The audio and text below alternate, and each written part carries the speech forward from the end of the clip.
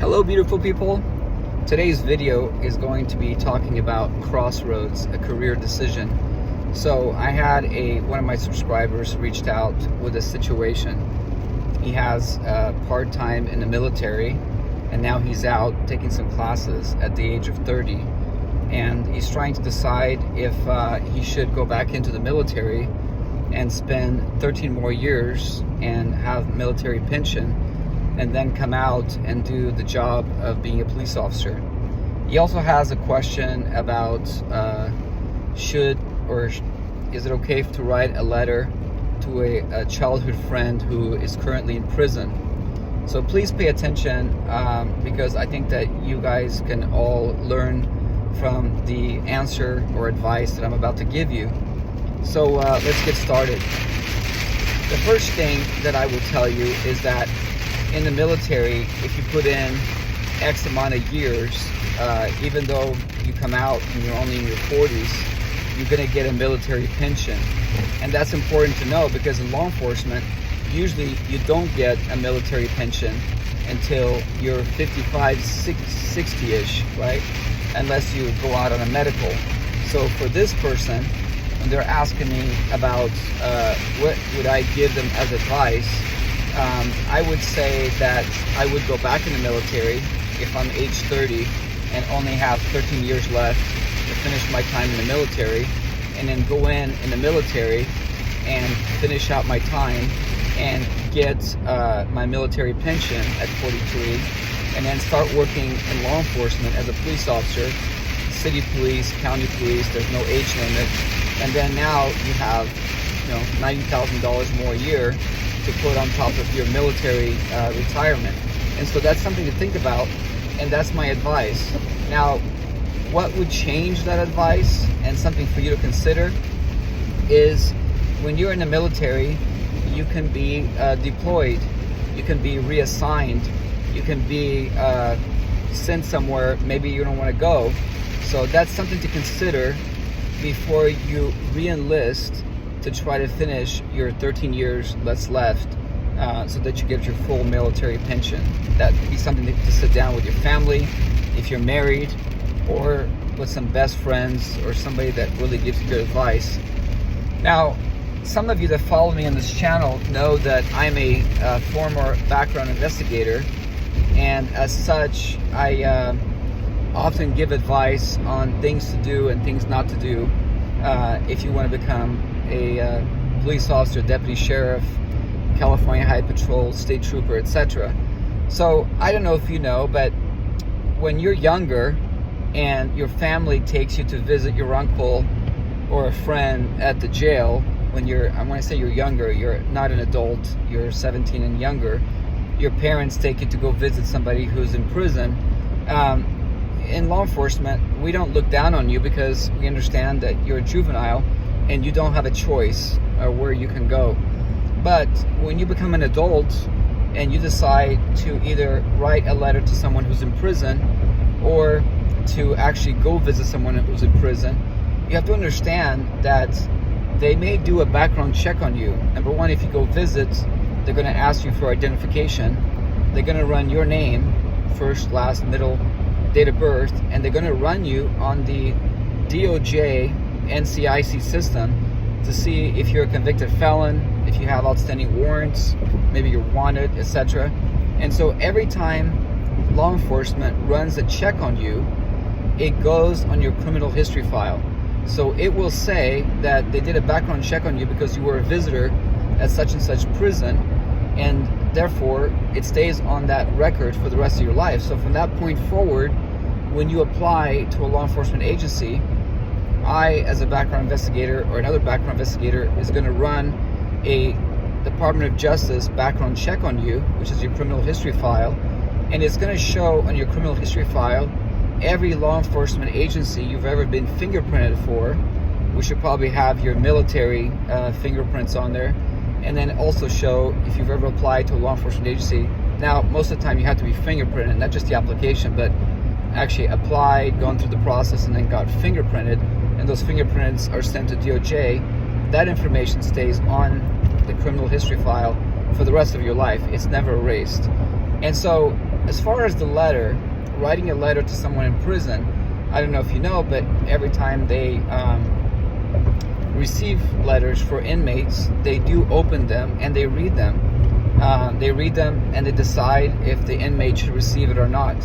I'm not sure if you send them a letter, if they're going to run your name on the computer, on the Department of Justice criminal history file.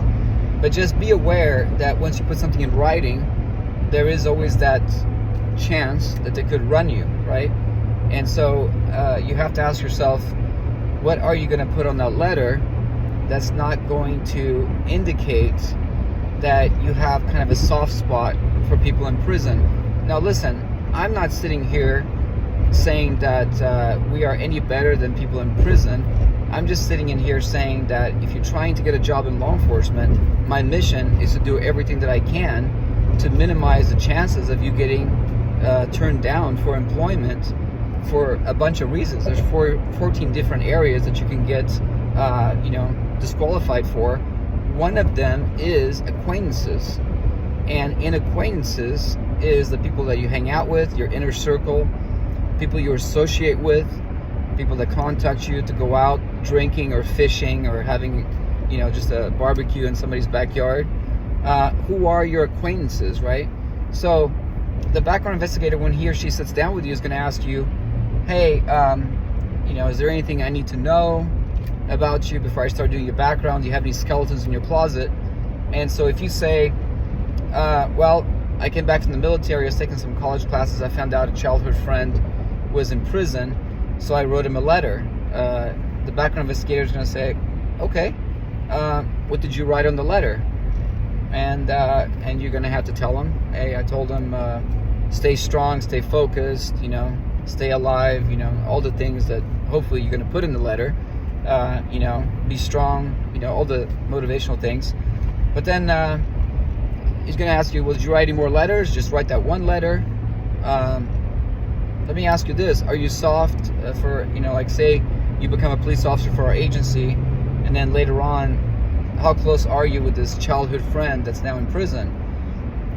I think just by asking these questions, you're starting to understand what I'm saying. Nothing wrong with sending somebody a Christmas card, or a get well soon card, or your childhood friend, you do feel for him, and so you're worried about his, maybe mental strength to be able to finish out his sentence. Okay, so you sent him a letter. But just be aware that you're going to be asked on it. You're going to be asked, under acquaintances. Do you associate with anyone who has a prison record? Do you associate with someone who's a convicted felon? Do you associate someone who's on probation or parole? Do any of your friends currently or past have a criminal record that, when you were hanging out with them, did you know about it? And what was the criminal record, etc., etc., right? So anyway, I'm going to cut this video short, under 10 minutes. I hope the advice or the answer I gave you does help you out.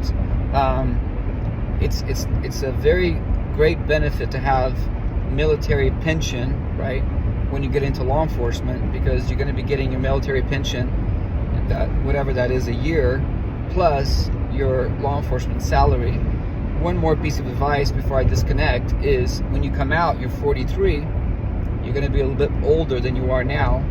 I recommend you go through a law enforcement academy you can put yourself through as an independent that is held at a community college or university, and try to stay away from high stress police academies that tend to play mental mind games and create you into a robot that you're not supposed to be as you enter law enforcement during a time of police reform. Because right now we're going through reform, and the community wants community policing, friendly, approachable, honest, people with integrity, and they're dependable, reliable, all the qualities there.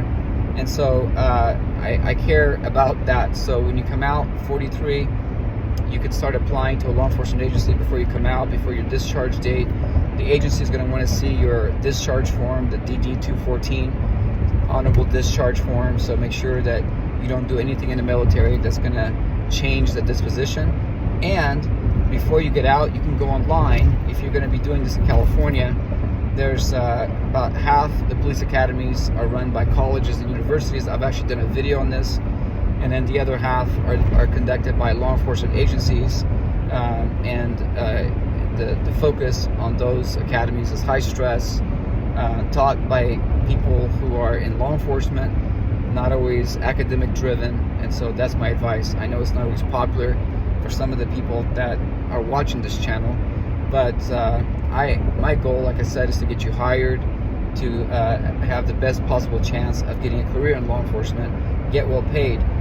By the time you get out of the military at 43, most large agency salaries in California will be well over $95,000 a year starting. Currently, CDCR, one of my students just got a job with them in Sacramento at the prison, state prison, and she's starting at $107,000 a year before overtime. So again, I hope that this advice is helping you make those hard decisions. Please, if you haven't already, give me a thumbs up. Do share and subscribe to this channel so that you can get notifications, hit the bell to be notified whenever I post these. Please take good care of yourself and have a great day.